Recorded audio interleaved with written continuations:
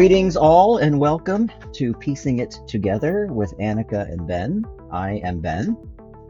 And I am Annika, and we are here talking to people who are cultivating pockets of peace in a world that all too often assumes violence is inevitable. We have two artists and worship leaders and ministers with us today. The first is Reverend Chijioke Abeze, who is a resident for the Lost and Found worshiping community, a virtual worshiping community hosted by the Presbyterian Peace Fellowship, and a Master of Arts of Theology and Ecology student at Princeton Seminary.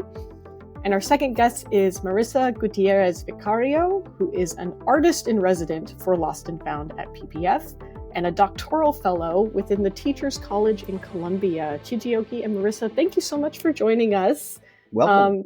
Yeah. Thank you for inviting us. Thank you for having us. Nice to be with you. Of course.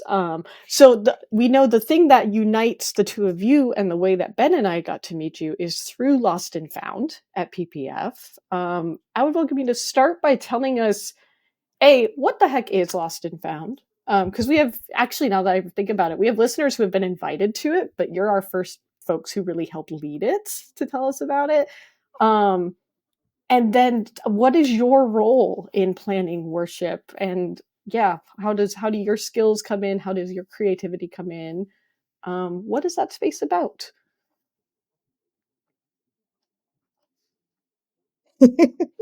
I can jump in. Okay. That's helpful. No, so yes, it's such a pleasure to be here and also to talk a little bit about this work.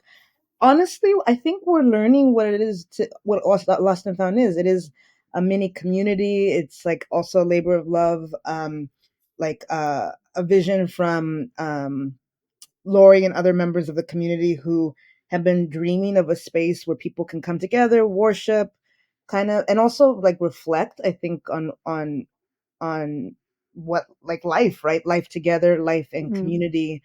So I see it as a lot of that, as a formal worship space for many people, and also a virtual space for people to like delve through text or like, through issues as it connects to what is happening in the world around them. So, each week we come.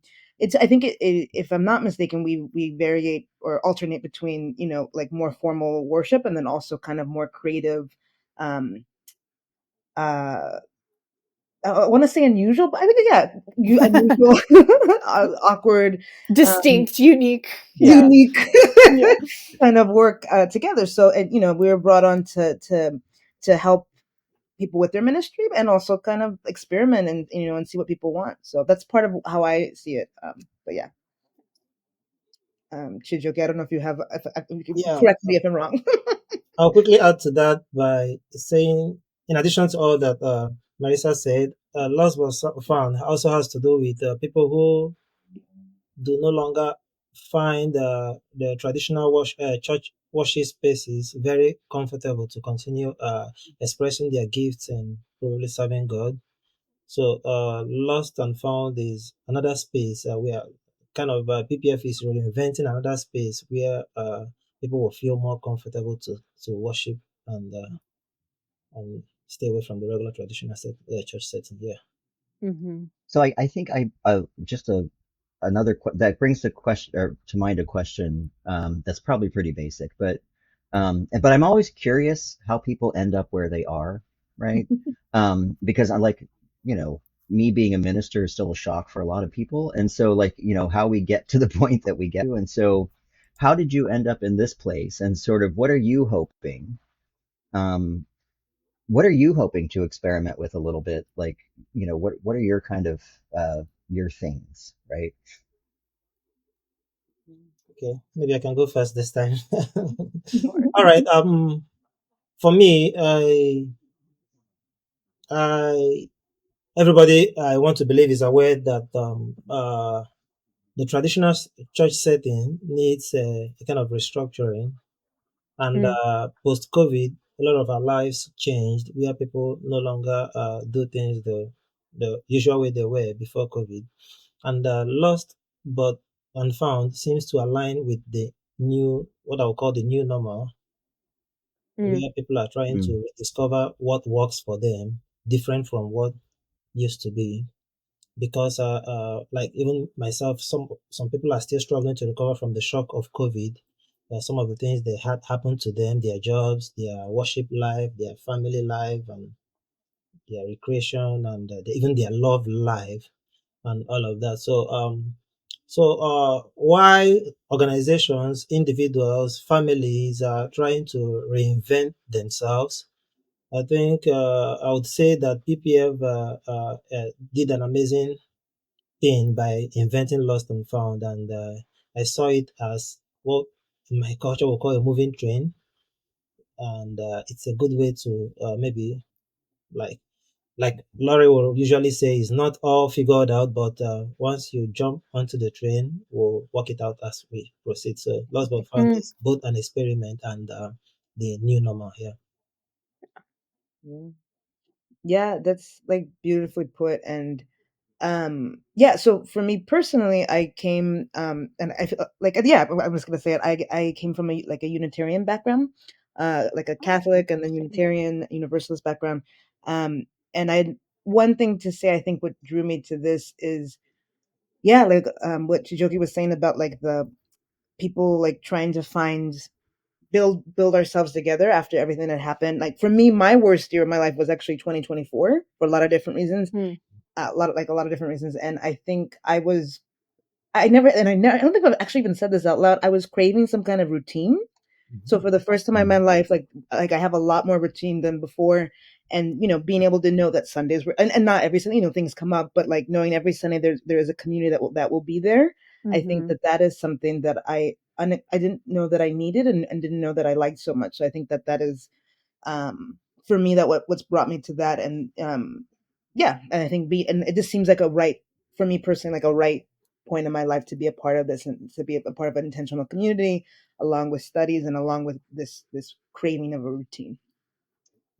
I actually I got to preach at a Unitarian church once. And I just want to Yeah. say Unitarians know how to party. I've never gotten so much feedback during a sermon in my entire career.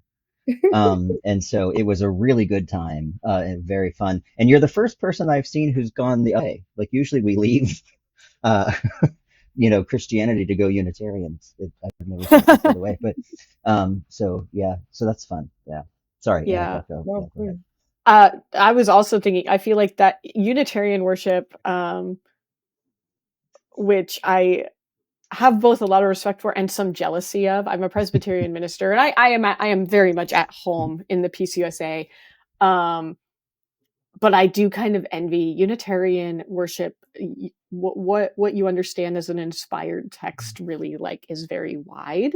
Yeah. And I do love that. And I Marissa, I didn't know that about your background, but when you said it, I was like, oh, that's a perfect training ground for Lost and Found, where you're similarly like trying to hold very, very widely what do we understand as sacred, and what might connect us with the holy and what is worth highlighting in this space. Yeah. I'm curious. One of the things I've also enjoyed, because Ben and I both have had the privilege of getting to lead worship with Lost and Found. Thank you for that. Yeah. Of course, thank you for inviting us. And I want to talk about myself for a minute. I know we invited you on as guest. I promise I won't hold the mic forever. But I got to lead the worship on Easter evening a few weeks ago at the time of this recording. Um, and I realized as I was planning, what excited me about it was knowing that Lost and Found is a lot of folks who are looking for spiritual community, but are very, very open to reflection beyond the Christian church culture. And because how I experience that on Easter is like, oh, I can finally do an Easter service about how weird Easter is, like how bizarre this story is, and how much fear and shock was also baked in to the joy within the resurrection. Um, I have experienced that as very freeing. And I'm curious, like, yeah, what do you pick up from your congregants, as it were? Are most folks from Christian traditions, or who's showing up week to week? That's a good question. That's, I can jump in and Jijoki, please let me know if I got it right. I mean, I don't I feel like folks are from all over the country. So there like I'm getting a sense, yeah, West Coast. I'm getting a sense like folks are like usually older, like on the like in terms of the demographic. Again, just like mostly white, identifying from what you know. Okay. And I do think people who, yeah, I get a sense also that do have a background in being Presbyterian or like so and holding some of those identities and Hmm. but yeah, I don't know if I'm missing anything. And if I may add to that, it's not strange. Usually, when new things are launched like this, you move from known to unknown. So, with PPF being a Presbyterian community, so it's not unusual for us to have more folks from the Presbyterian space extending to others. So, for now, we have more of that. Do you get feedback? Like, do people reach out to you to say that something spoke to them or anything like that? I maybe I'm not the we are not the I people mean, who. we hear feedback. Annika and I are on the, the what do we call that committee? That fancy thing? We're Um, the executive committee yeah. of the Um, Presbyterian Peace Fellowship. Yes. we are super muckety mucks amongst the Peace Fellowship, but and we hear feedback from people on the committee who attend the worship, and Presbyterians appreciate anything that gives them a break from like the strictness of our liturgy sometimes, right? And speaking as a liturgy apologist, um, I get that. Like, I think sometimes we need to break away from that. And what I've noticed in the few times I've seen the worship is, I think it's kind of challenging, right? For somebody like me who's kind of a traditionalist, right? And kind of likes his liturgy the way it's supposed to be, right? And so I've enjoyed watching the replays of some of it, and just noticing the things that push back at me a little bit to say, you know what, maybe you could open your mind a little bit, and so thank you. I mean, I think that's good impact. Yeah. I mean, I think people. Thank you for saying that, by the way, because like I think we get like a lot of real time, like or like in the moment, like oh, this you can tell again, you can feel the vibe of when it's resonating with people. I do want to say I appreciate you saying that because also I think in conversations with Lori, just hearing that like I how proud that people are stretching themselves, right, and they are embracing this random thing with people that they maybe met for the first time ever. So to see them stretch and be very vulnerable, right? Like sharing a lot of stories or things that maybe they haven't even shared with their closest friends. I mean, that is really. I sometimes forget about that because like, but Mm. how beautiful that is and how, yeah, like I said, very vulnerable and very like what a gift that is that people are willing to share and open up in this space. So that even though again that's not specific feedback, that is like that is quite a gift, you know. Mm-hmm.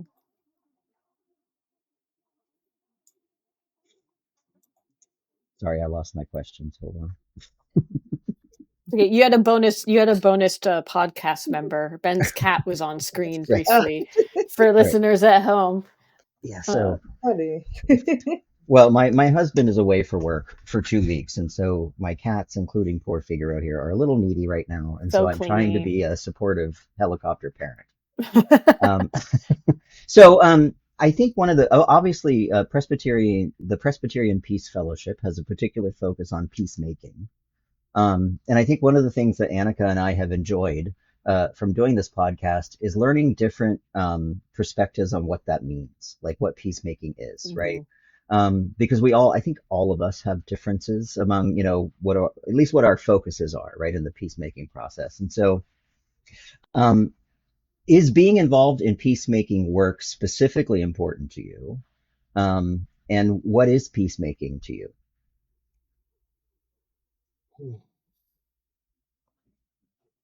All right, I'll go first again, and I would say that I'll give the weirdest definition of peacemaking. Maybe most of us may have heard.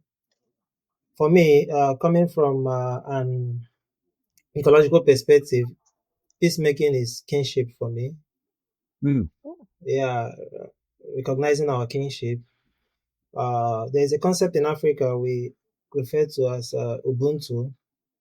Ubuntu came to be after an incident between the white colonialists in the past and some kids who had a basket of orange placed before them, the the white guy was trying to make fun like a sort of sport or game, asked the kids to run towards the basket. Whoever gets there first takes the basket and enjoys the oranges inside. So, but to the amazement of the guy, instead of the kids running or like competing against each other, or who will get there first, they held their hands together and ran towards the basket together. When they got there, they took the basket, shared the oranges amongst themselves. So the guy got curious and asked them why.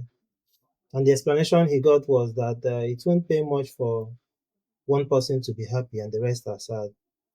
So it's best that they all share the oranges, even if they get just a little portion. So the concept of Ubuntu is about you are because I am because you are. So peacemaking for me is about kingship, like acknowledging our our kinship, our our collective interconnectedness, if I may put it that way. Mm-hmm. And I can't help but remember one of the most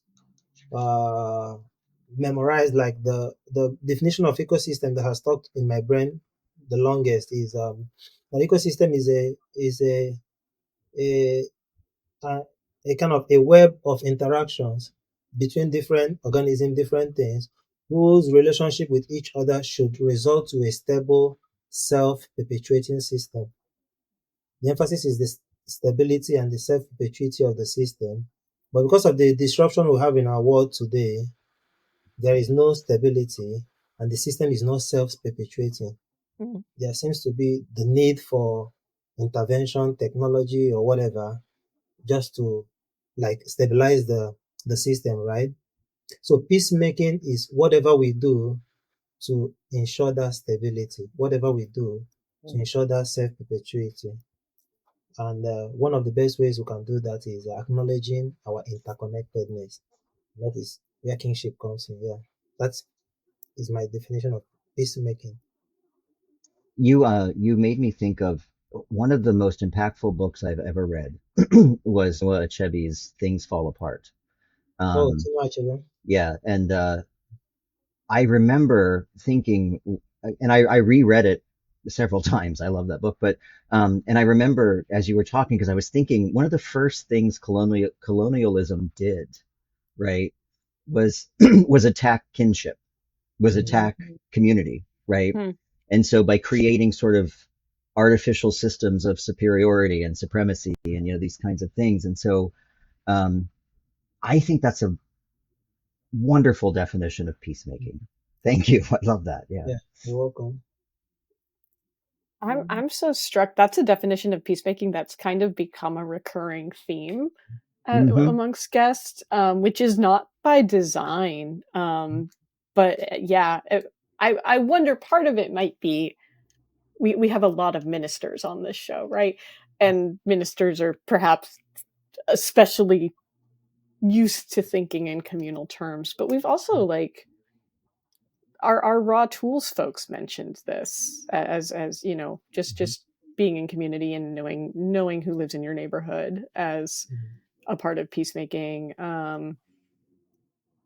We've had activists talk about system care as part of peacemaking, and so it's striking to me to hear like those themes come right back up as we talk about worship, that this is all very, very central. Sorry, Marissa. Yeah, no. This is a lot. I think, and thank you for the definition and what that means to you. I think I tend I tend to gravitate towards the MLK quote. Like I actually just pulled it to make sure I didn't mess it up. But true peace is not merely the absence of tension, but the presence of justice. So I tend to gravitate towards that quote. I think over the last few years, I've gone back and forth of like the identity of a peacemaker, right? So like, I really struggled with it actually, if I'm being honest. Like I've always been very involved and interested in like human rights activism and identified with that and like Universal Declaration of Human Rights and where peacemaking falls into that, like I'll try to fit in there. But it hasn't been a very easy journey, right? Mhm. Because of that tension with the pursuit of justice and thinking about what that looks like and knowing that that's not a tidy concept. I think if I'm being honest, over the last few years, even that like identity of peacemaker, human rights activist, I think now I'm moving a little bit more towards trying to be more abolitionist, Mm. right? Oh, And what that okay. means for me. And so thinking not merely again just, you know, the dismantling of prisons or incarceration or detention centers or things like that, but more looking at like or more like also like this idea of like um if we believe in safe communities and if we believe in like the presence of healthcare and have people having enough to eat and peace. I think to me that looking at like true peace comes out of that. And again, even abolition itself is not an easy concept. It's not. It's something I choose and I struggle to work towards every day. Mm-hmm. And that is it's so hard, right? Like it's hard and it's not right, but I think Sure. it's like an active exercise, I guess. So I guess a roundabout way of saying that, like, this relationship with peace has always been changing, and it's often frustrating, but ultimately, I think identities aside, it is that looking back, it's like what is a true community of peace, of where everyone has enough, of justice, of you know, especially, and one other thing I'll say is, especially, I've been struggling with this tension, thinking about my relationship with borders and the border, like Sure. because that's also part of my studies and myself as someone who looks at borders and as an artist. So, all that is kind of again untidy and wrapped up in it all together, right? So, Yeah. Yeah, I think you made a triggering point. I'll use a Gen Z term as I was listening to you. Um, I'm a no justice, no peace guy, right? I don't think peace can exist without a fundamental sort of justice at play. And so I don't think humanity has ever been at peace. And I think we've literally never given peace a chance because we are Mm. fundamentally unjust, right? We've been unjust to one another. And so I think, as I was hearing you, I was thinking, I've struggled too with the idea of what does it mean to be a peaceful person Mhm. while wanting to literally dismantle everything, right? yep. And I'm a Christian nationalism needs purged from the church guy. Like I'm not a like let's sit down and talk about it sometimes guy, right? Um, and part of what I realized, I think, and I'm going to just throw this out there as a thought, but when I became a Benedictine Oblate, and I know I talk about that too much, but one of the things that I took to heart was the idea that we are never expected to truly be at peace in the sense that the world has been perfected in some way, right? We are literally every day entering a new school, entering a new day, right? Entering a new learning experience, entering a new situation. And so part of the Benedictine ideal is you find peace in the moment by making peace with the truth of the moment, right? Understanding that this is what's happening, and not pretending that, the world is as it is. And then you find more peace, right? In trusting the idea that God is leading us to something that is better than this. And that our job is to pray for that and to work for that, and to, grab onto that as much as we can. But Absolutely. I'm not saying that because that gives me deep inner peace. I'm saying that because it challenges me to work for a deeper sense of inner peace as a way to pursue justice. And so, I hear you, is what I'm saying. And I'm almost 50 and I'm still working on it. So, Yeah. Well, Ben, you've made a case for kind of, yeah, peacemaking as less of an end goal and more of just an ongoing practice and discipline, sure. and which I think takes some of the pressure off for it to be an identity too. Because Marissa, as you were that was one of my questions you kind of beat me to, of like, does the term peacemaking even resonate with? Do you think of yourself as a peacemaker, or is there something else there? And I think I'm in a similar spot of like, this is a fake it till you make it practice for me. This is trying to live in the world the way I would like to live in the world, whether or not it feels intuitive yet. But I think no, you both make the empowering case, the encouraging case of like, no, this does not have to be an identity that you feel fully confident and comfortable in. This is work. This is how do you carry yourself in the world. I would be curious to hear from both of you. Marissa, you've mentioned art as part of your role within Lost and Found, and also as part of your story as a student and as a researcher and as a theologian. How do you see art and peacemaking interact? Yeah, no, and I think again, like a lot of things happened even within the last few years where I think I've had an opportunity, like, but just back to the idea of peace and identity. I used to always be like, oh yeah, but like inner peace, cool. That sounds cool. Like, I'm like, wow, like I really need to be at peace with myself and who I am. And again, it's an ongoing process. Maybe when I'm 100, if I get to be that. Yeah, no, I hear it and I'm like, that must be nice. I wonder who has that. Gosh, but but I think so. A part of it, art is like part of activism or artivism. But I think most recently, I've been like looking into, again, border studies and borderland and Chicana studies and things like that. And like, as a reminder of also art as tools for healing, right? And art as a tool to like for rehabilitation, art as a tool, like a way of reflection. So I think I see it as a part of that in terms of peace building. Again, and art can mean anything. Like and not everyone would agree with that, but like, at least with Lost and Found, even if it's a looking at art, which people have shared, Sure. here, or if it is like, again, it requires a vulnerability to draw, especially for folks who haven't drawn in decades or. So I think all of that, like, not meant to be something to put pressure on people, but just as a way to reflect, heal. I see that how it's like intermixed with Lost and Found. So nice. Yeah. Okay.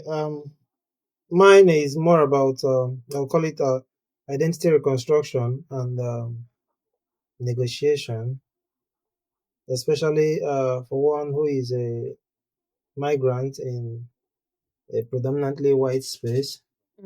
The consciousness came to be when I was moving down to the US, and I had one. It's not like it happened like without my expecting it. Crossing the border between global south and global north for an average black person is always traumatizing because whoever that is there would make it obvious that you're different. And worse still, one who is not just coming from a culture, not just an African who has lost their original spirituality, who has lost their greater part of their language and their culture and a lot of things. Now a priest makes it worse because certain circumstances will still remind you of the fact that you are still African, right?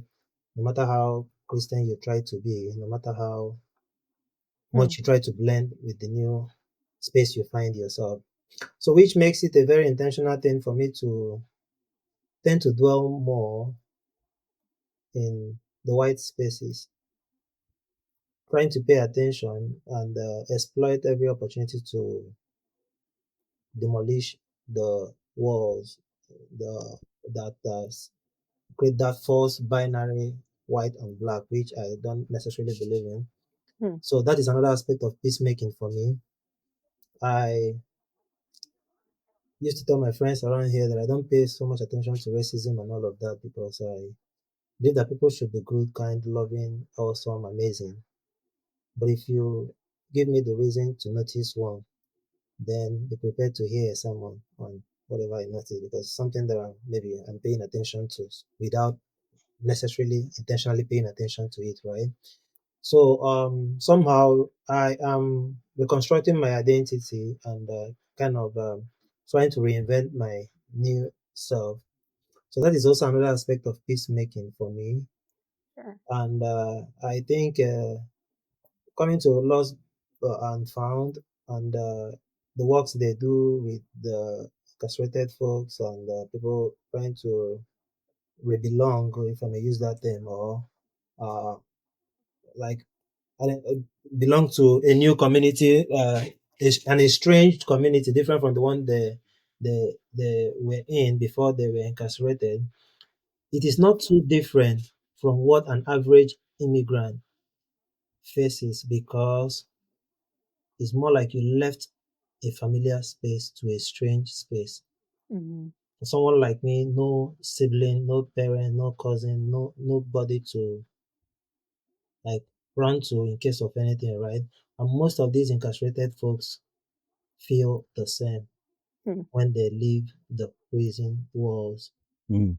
Yeah, so it's a kind of for me, it's an adventure, and I find it's challenging but fun too. An opportunity to learn new things and deal with new challenges, and also help others acknowledge maybe what they've been blind to over time. Yeah. You know, I've been thinking a lot lately. I'm going to ask an unfair question that you're not prepared for because I'd like to do that. But I've been thinking lately about this idea because as you were talking, I was thinking it's not even just that that folks are in strange space anymore. It's hostile space now. Very. And so, that's a very different, Mm, whether in any community right now, right, that mhm. is not a wealthy white straight person, right, Yeah. is in a hostile place. Mm, And so I've been thinking about like, what does you guys are involved, right, in sort of the worshipful expression of this thing we call peacemaking or the peace fellowship, right? I've been wondering like, and I've been thinking about this for myself, right, as a pastor. What is the role of church and worship in this hostile space, right? Is it just to provide sanctuary, or is it also to provide resistance? Is it both, right? Do we have to find some way to navigate, you know, being honest in a hostile place, right? I mean, because so many ministers and so many worship leaders are kind of afraid to go certain places.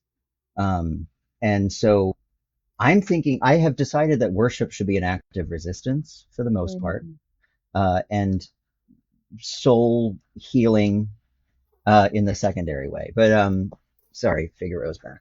Oh, anyway, so that's what I've been thinking about. So as you do this, I mean, do you hope, right, that we can get to a point where worship once again, I say once again because it used to do this, pushes boundaries a little bit, and challenges people a little bit, and isn't just all, I remember once the dumbest advice I was ever given, was that all you're supposed to do is talk about hope. That's all people want to hear about. And I said, no, I'm supposed to talk about truth. I'm supposed to talk about gospel stuff, right? But I think for a long time we've been giving people sedatives in the church, and that sedative has been false hope, and or false optimism, maybe, right? So I guess my question is, what is the role of worship in this moment for you? That's the longest intro to a question. No, I mean, I don't know, to be honest with you. Like, when the immediate word, and you said it even like as I thought it was like like sanctuary, right? And like, being out there, like pushing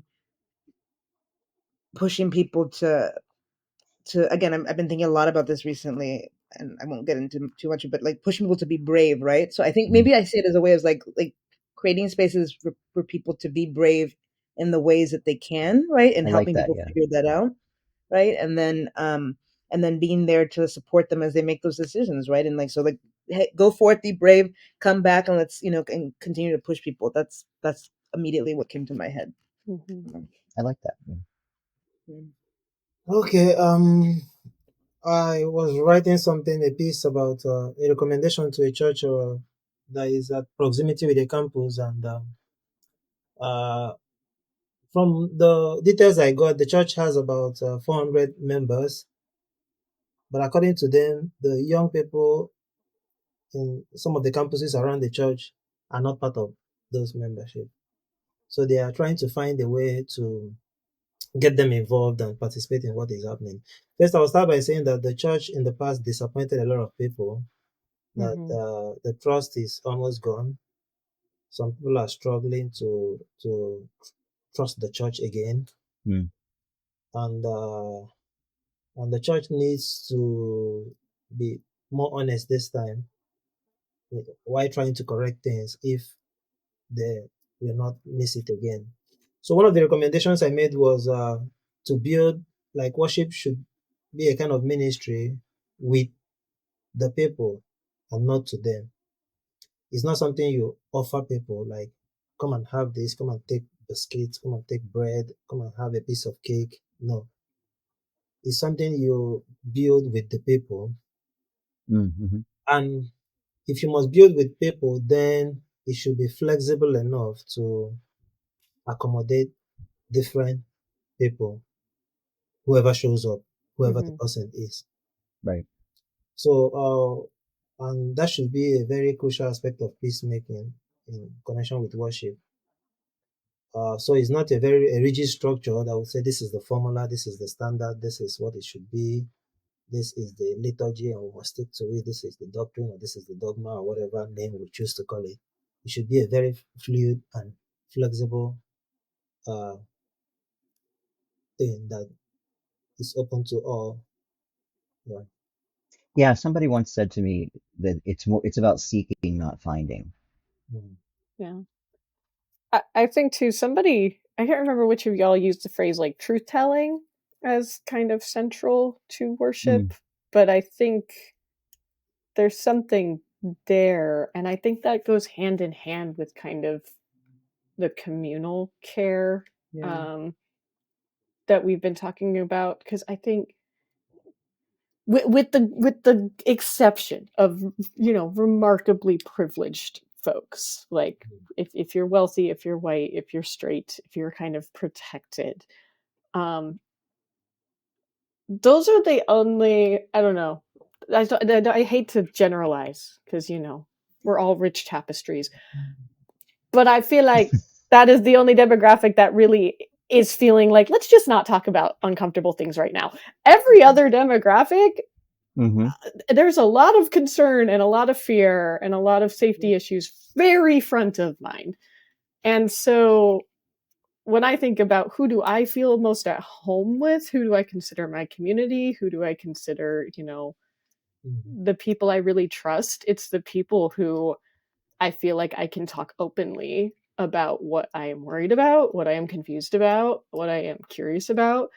And when I think about the worshiping communities that I've really felt at home in, it's the ones that were willing to talk about things openly, both in our immediate context, but also in scripture. Like the churches that I have most enjoyed were the ones where folks were not afraid to ask just out of pocket questions in Bible study or after the sermon, like, because they wanted to know, right? Because these texts are so funky, are so creative, and they're the imagery and the history is like, there's to look at it and say like it's all just flat hope. That's not true at all. There's a lot going on in scripture that is very layered. And I think similarly to the way in which good, rich, deep, open community is built on mutual trust and vulnerability and being willing to talk about the stuff, the weirder edges and the things you're worried about, as much as it is celebrating together. I think worship can fill a similar function. Yeah, and I think part of the issue that, you know, as you were talking, I was thinking of, you know, in spiritual direction, a lot of clients are ministers. And, you know, so we hear a lot of stuff, right, about what people are being told by their own members, right? And I think part of the problem, to your point, Annika, is that there's a weaponization of avoidance, right? Yes. You know, we don't want to talk about it, and so we are going to kick your butt if you dare talk about it, right? Like I remember a friend of mine was told basically, don't ever say Black Lives Matter in this church, or we will take every penny away from it, right? And I said, well, and I can't say what I would have said, but that is what's happening, right? Probably in less subtle ways than that, but and I think one of the differences between the mainline church and sort of the sort of let's say the radical other churches, right, is that they're not afraid to say anything, um, you know, regardless of what it is, what merit it has, or whether or not it hurts anybody. And we're afraid to say anything. So, somehow we got to get out of this place, right? Hmm. Hmm. I Marissa, don't know I if think I, I saw you pipe up. Oh, Was there something that you yeah. wanted to? Yeah, no, and thank you for that. You as you were talking about like this idea of like trust and truth build or trust building and Trust truth. building, truth building. Yes, yes. All of it. It's not the same dynamic, but it is in some ways where it reminds me of also like a classroom where like students will come in afterward and or they'll ask like some of the best classes I've had are with students who have been again really vulnerable and then or admitted things to a class about like um just really quickly, I had a student once who was like, we had a presentation on like gender and like an artist who used like talking about gender violence and catcalling. And he admitted to everyone, he's like, I used to do that. And he apologized to everyone in the Oh class. wow. Yeah, it was really, I still think about it a lot. And like, again, he didn't have to do that. Right. And he wasn't asking to be forgiven or anything. He's just like, he's like, I used to do that. I'm ashamed. And so I think about those moments that's so rich in it, whether it is a classroom or it is a spiritual community or church, like all of like when people are willing to open up again goes back, it's like it is a gift. So I just wanted to Hmm. mention that. You reminded me of that. Yeah, yeah. There's something too about like it's one thing to talk about issues in the abstract. It's another thing when it's the people, the names and faces who have interacted with it. Like it brings things home. Um, and which does it takes so much shared trust to be very open with the people closest to you about Yeah. how your behavior affects each other. yeah, and I was thinking, I'm sorry, I'm feeling nostalgic, I guess, as I approach my 50th birthday, but I That's was why you're using Gen Z slang that's is right, yeah. because I'm you trying, gotta hold on to your youth. right. Where's my Botox? But the the a wise old minister once told me if there was ever a Presbyterian pope, he would be the guy, and I love him to death. Reverend Castle, you're an amazing human being, and I miss you dearly. But he said to me once, they have to know you love them, and once they know that, they will go anywhere you need them to go, and they'll trust you enough. He said, but first you have to love the hell out of them. And make sure people understand that everything you say and everything you do comes from that place of love, so that even if they hate it, they Mm, understand that you are not trying to hurt them, right? And so I've always thought that the key elements of this community idea, and this community idea, as Annika said, has permeated every conversation we've had, right? it's really interesting And because and it's that not that it's not yeah, something we have built in, but it and keeps and coming what up. is it So built on, right? It's built on love. It's built on the idea that we love each other enough to trust each other, right? So that when I say something awful, you can say to me, you just said something awful, and nobody has to go fight about it, right? We can just have that accepted exchange, right? And so I hope that that's what the church wants to become. I hope. That's my hope for today. See, I gave you hope. you I found it. win. We I win. found I it. win. I win. Yeah. Now, I but that leads, I don't know. I know we're getting close to time. So I don't, Annika, do you have like you were going to talk. Go ahead, talk. I would no, I was just going to point out. I know we have four ministers with busy lives, and uh, on that note, I was going to just invite our guests.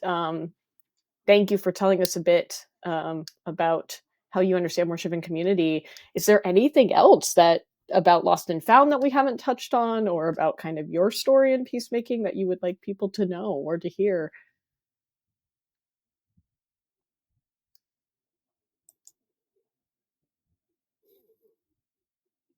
Sorry. I think just a reminder that, yeah, like every day we get to choose peace or justice, or and we like I'm learning to have more grace for myself and therefore other people in terms of like how I think about the world. And again, it's not easy. Like there'll be days where I text my brother and be like, like so, this, and like, and he's like, really, like he's like, and I'm like, okay, cool, like, and knowing, but I found, again, I found like it doesn't, like, it is so important to be kind to people, and also, but that doesn't mean that you can't, again, like what Ben was saying, like, like still fight for justice, and still, hope. I think I care about people enough, and therefore I choose to hold them to high standards regarding justice, right? We can do better as humans, right? So I think maybe I think of life that way. It's like not because I'm trying to be righteous or like, but just more that like, I think I think generally we live in a world where we can try to build better systems, or build a better sense of community, and on the good days I want to believe that that's possible. So Okay, as a closing remark, I would just make reference to Andrew Root, what he calls dynamic stabilization. He says something about for us to remain stable, we must keep accelerating. And by technological acceleration, social life acceleration, or pace of whatever kind of acceleration that is, by doing that, we are no longer like present in our own bodies. Like we are now fragmented spiritually, and which has led to a kind of cognitive displacement. Most of us are present but absent at the same time. We were walking today, and some guy walked up to us and asked, "Why is it that people are walking on the road instead of the walk path?" And we're just chatting about it and discussing and talking and laughing. And I told them because they are there physically present in the body, but their mind is somewhere else. Hmm. And probably they didn't know when they strayed from the walkway to the main road, and they are still walking. So somehow we have this cognitive displacement. We are here, but we are thinking about our next engagement, our next activity, and we all need to slow down, Yes. which is a crucial part of peacemaking too, making peace with ourselves, Ooh, so to make peace with others. Yeah. Yeah. Yeah. And that, I mean, I'm glad you said that, because Mm. finding stillness is so important, right? I mean, just sitting still, because everyone just wants to do everything right now. And I'm like, and I think, Marissa, you might have alluded to this earlier, and I just keep telling people, just do what you can do in the best way you can do it. I mean, no one's asking you to be superheroes here, people. Like, just use the things you have to do the work that's good, right? yeah. And I think that's where I find hope. I find a lot of hope in watching people, use their skills to assist other people, who aren't having, or who can't navigate this moment, right? Lawyers who are volunteering their time, people who are volunteering to teach English, right? I mean, people who are doing a lot of things to sort of try to help people. I mean, I know a minister who took in 4 children because their parents were deported. Oh my goodness. And I'm like, that's amazing. And she's like, well, I have the space. I could do it. It's something I could do, right? That's good stuff. And so, I hope I want to end this way. Where are you finding hope on the good days? I know there are some days, On the good days. you know.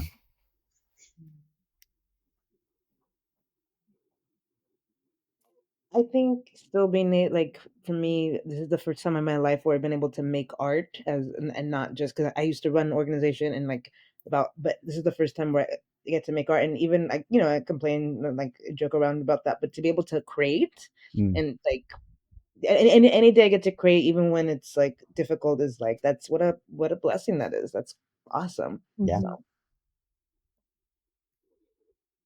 Okay, I can't really point at any particular thing and say this is where I find hope, except in the works and merits of Jesus Christ, which also, like you rightly said, is more like a hope in perpetuity, like something we keep hoping for, that is not like really tangible. So, be that as it may, I try as much as I can to bring, I'll use the word joy into whatever I do, and not try to find joy out there. So coming with joy saturates the space with joy. That is very hopeful for me. But if I should come into a space expecting joy, I may end up being disappointed, and that can be a very bad. So the hope is the joy of the Holy Spirit, being someone who is in Christ, and coming into any space I find myself with that joy. That is very hopeful for me. Yeah. I think I find hope recognizing that there are so many ways to engage taking care of yourself, taking care of your community, building better systems, to use the language Marissa has used. Like some of that, it looks like what we would consider traditional organizing or activism, but a lot of it looks like someone showing up and doing the paperwork, someone showing up and setting the tables for the community event. I find hope knowing that we got a lot of dismantling and remantling to do, but it does not require one specific type of person to do that, which means whatever skills you've got, like, just lean into them. They're gonna pay dividends. What about you, Ben? Where are you finding hope right now? I have actually been leaning a lot into just sort of developing a consciousness of God everywhere. The idea that, I've just been sort of, feeling the wind and thinking, oh, isn't that great that, like, things are and the world can be beautiful, and and I'm not delusional about it. I know what's going on. Obviously, I'm a gay man, right? I'm very realistic about this moment. But I decided that I think it's more important to have a more stable, just ongoing consciousness of God's presence, than to try to force myself into God's presence throughout scheduled moments of the day. I'm a Benedictine, so I pray certain times of the day, but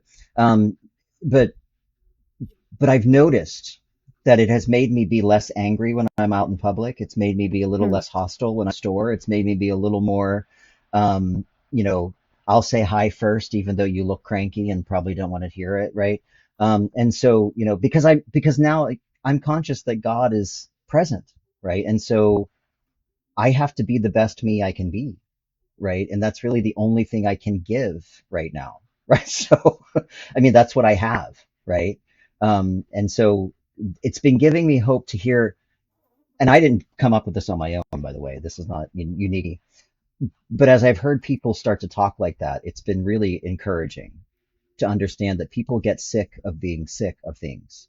And people get sick of being angry, and people get sick of being frustrated, and people can be sick of being afraid all the damn time, right? And so I think it's been really, I like watching people get sick of things. Yeah. Well, Chijioke Marissa, thank you so much for joining us.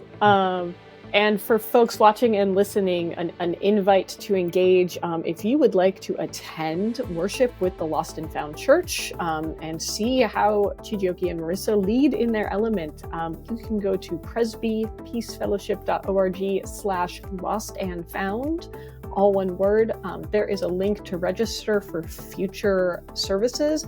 There is also a link to check out past services. And I will share too, Lost and Found is one of many projects run by the Presbyterian Peace Fellowship, which is a volunteer-led nonprofit and which runs on the time and financial donations of folks who engage. If you feel led to give, there is a donate link on that same page, presbypeacefellowship.org/lostandfound. Time, money, talent, all of it is always, always welcome if you are looking to engage. Give us a click and come see what we're about.